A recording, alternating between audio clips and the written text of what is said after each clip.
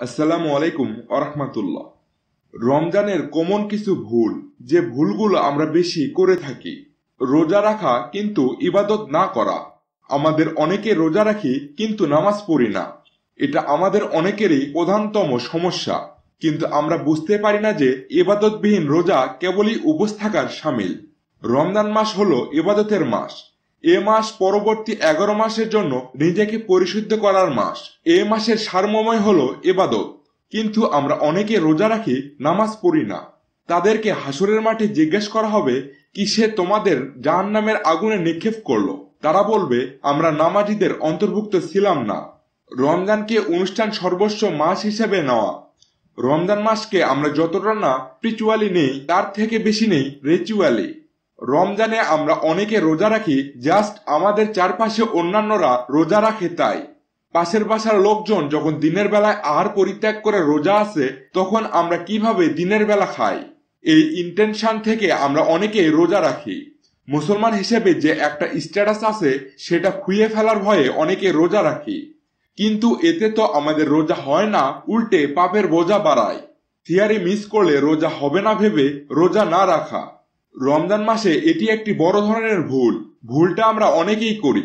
দেখা যায় ঠিক সময়ে ঘুম থেকে জাগতে না পেরে আমরা সিয়ারি মিস করে ফেলি। সিয়ারি না খেতে পারলে হয়তো রোজা রাখা যায় না। এটা ভুল। সিয়ারি খাওয়া সুন্নত, তবে ফরজ নয়। আপনি যে রাতে ঘুমানোর আগে সিয়ারি খেয়ে রোজা রাখার নিয়ত করেছেন, এটাই যথেষ্ট। সিয়ারি মিস হলেও আপনি রোজা রাখতে পারবেন। খাওয়া দাওয়া নিয়ে অত্যাধিক বাড়াবাড়ি। রমজান মাসে দিনের বেলায় আমাদের অর্ধেকের বেশি সময় চলে যায় খাবারের পেছনে। ইফতারে কত নতুনতম আইটেম করা যাবে, এগুলো কিনা আনতে আর রান্না করতে করতেই সময় চলে যায়। অথচ রমজান মাসের প্রতিটা দিন, প্রতিটা মিনিট, সেকেন্ড খুবই গুরুত্ববহ। এই সময়গুলো কোরআন তেলাওয়াত, নফল নামাজ, তাসবিহ, দরুদ পাঠ ইত্যাদি ব্যয় করা উচিত। বেশি খাওয়া। অনেকের ধারণা সিয়ারিতে এত বেশি পরিমাণ খেতে হবে যে যাতে দিনের বেলা খিদা কম লাগে কিংবা ক্ষুধা অনুভব না হয়।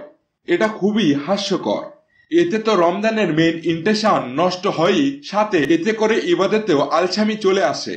সিয়ারি কিংবা ইফতারে অত্যাধিক পরিমাণে খাওয়ার পর একজন মানুষের ইবাদতে সহজেই অনীহা চলে আসবে। শরীর বিছানা চাইবে, ক্লান্তি অনুভব হবে, ঘুম আসবে, তারাবি এবং ফজর মিস হওয়ার সমূহ সম্ভাবনা থাকে। ইফতার পার্টির নাম দিয়ে পার্টি করা। রমজান মাসে একজন অন্যজনকে ইফতার করানো অবশ্যই কল্যাণকর এবং ভালো, কিন্তু এটাকে গতানুগতিক পার্টি বানিয়ে হই হুল্লোড় করা, ছেলে মেয়ে একসাথে হয়ে যাওয়া সম্পূর্ণ হারাম। এতে কোনো কল্যাণ নেই এবং এটি ইসলামের কোনো রীতি রেওয়াজের মধ্যে পড়ে না। পার্টি দিতে গিয়ে দেখা যায় মাগরিবের সালাদটাই মিস হয়ে যায়। সারাদিন ঘুমানো।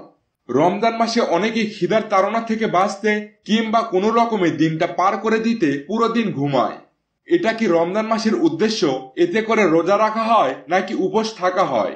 আল্লাহ তাআলা কি আমরা কতক্ষণ না খেয়ে থেকেছি সেটার জন্য রমজান মাস রোজা ফরজ করেছেন, নাকি কিভাবে পার করেছি সেটা দেখার জন্য? কাজ অথবা পরীক্ষার কারণে রোজা ছেড়ে দেওয়া। অনেক পরীক্ষার্থী এবং তাদের অভিভাবকগণ এই ভুলটা করে থাকে। পরীক্ষার জন্য রোজা ছেড়ে দেওয়া, এইটার অনুমতি ইসলামে নেই। যত কঠিন পরীক্ষা কিংবা কাজই থাকুক, শারীরিকভাবে সুস্থ এবং উপযুক্ত যার উপরে রোজা ফরজ হয়েছে, ব্যক্তি মাত্র রোজা রাখতে বাধ্য। কোনো ছাড় নেই। মনে রাখতে হবে রমজান মাসে রোজা রাখাটা শ্বাস নিঃশ্বাস নেওয়ার মতোই ফরজ। ধূমপান। ধূমপান সহ সকল প্রকার তামাক জাতীয় দ্রব্য ইসলামী শরিয়ার মতে হারাম। আমাদের অনেকেই ইফতারের পরে এক নাগারে 2-3টা সিগারেট টেনে কোনো রকমের কুলি করে মাগরিবের নামাজ পড়তে দাঁড়ায়, অথবা পুরো দিন খাওয়া যাবে না বলে সিয়ারির পর এক নাগারে 4-5টা সিগারেট খায়। এরপর কোনো রকমে উজু করে নামাজে দাঁড়ায়। এতে করে মুখ থেকে সিগারেটের দুর্গন্ধ যায় না, ফলে ইবাদত নষ্ট হয়। দেরি করে ইফতার করা, এটা একটা কমন ভুল রমজানে। অনেকেই যতক্ষণ পর্যন্ত আজান শোনা না যাচ্ছে বা শেষ না হচ্ছে ততক্ষণ পর্যন্ত ইফতার করে না। এটা ভুল। ইফতারের সময় হয়ে গেলেই ইফতার করে নেওয়া। রাসূলুল্লাহ সাল্লাল্লাহু আলাইহি সাল্লাম বলেছেন, তারা উন্নতি করতে থাকবে যারা ইফতারে বিলম্ব করবে না। দোয়া কবুলের সুবর্ণ সুযোগ নষ্ট করা। রাসূলুল্লাহ সাল্লাল্লাহু আলাইহি সাল্লাম বলেছেন, 3 ব্যক্তির দোয়া ফিরিয়ে দেওয়া হয় না। 1 নাম্বার একজন পিতার দোয়া, 2 নাম্বার একজন রোজাদারের দোয়া, 3 নাম্বার একজন সফরকারীর দোয়া। ইফতারির পূর্বে প্রতিটি মুহূর্ত হচ্ছে দোয়া কবুলের একটি সুবর্ণ মুহূর্ত। এই সময় যে দোয়া করা হয় তাই কবুল হয়। কিন্তু আফসোস, আমরা অধিকাংশ এই সময়টা নষ্ট করি রান্না করতে, ছোলা মুড়ি ভাজতে, কিংবা টেবিল সাজাতে, কিংবা হই হুল্লোড় করতে করতে। তারাবির রাকাত নিয়ে বাড়াবাড়ি করা। বস্তুত পক্ষে তারাবির সালাতের নির্দিষ্ট কোনো সংখ্যা নেই। কেউ ইচ্ছা করলে 8 রাকাত পড়তে পারে, কেউ ইচ্ছা করলে 20 রাকাত পড়তে পারে, অথবা কেউ 100 রাকাতও পড়তে পারে। এটা নিয়ে ঝগড়াঝাটি করা কেবলই মূর্খতার শামিল। কেবলমাত্র 27 রমজানে লাইলাতুল কদরকে তালাশ করা। ভারতীয় উপমহাদেশের মুসলিমরা এই কমন ভুলটা সবচেয়ে বেশি করে থাকে। তারা ধরে নেয় যে লাইলাতুল কদর 27 রমজান দিবাগত রাতেই হয়ে থাকে, অথচ এ ব্যাপারে রাসূলুল্লাহ সাল্লাল্লাহু আলাইহি সাল্লাম থেকে প্রমাণিত একটি হাদিসও নেই। রাসূলুল্লাহ সাল্লাল্লাহু আলাইহি সাল্লাম শেষ 10 রমজানের বেজর রাত্রিগুলোকে কদরের রাত তালাশ করতে বলেছেন। তিনিও রমজানের শেষ 10 রাত্রে পরিবার পরিজন নিয়ে বেশি বেশি রাত জাগতেন আর ইবাদত করতেন।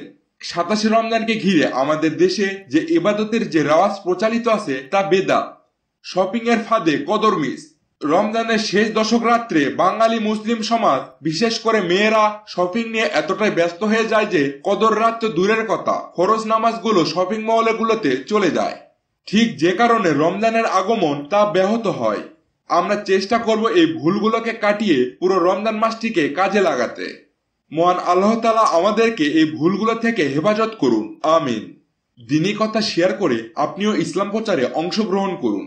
আমাদের নতুন ভিডিওর আপডেট সরাসরি পেতে আমাদের চ্যানেলটিকে সাবস্ক্রাইব করুন ও পাশে থাকা বেল আইকনটিতে ক্লিক করে আমাদের সাথেই থাকুন। ধন্যবাদ।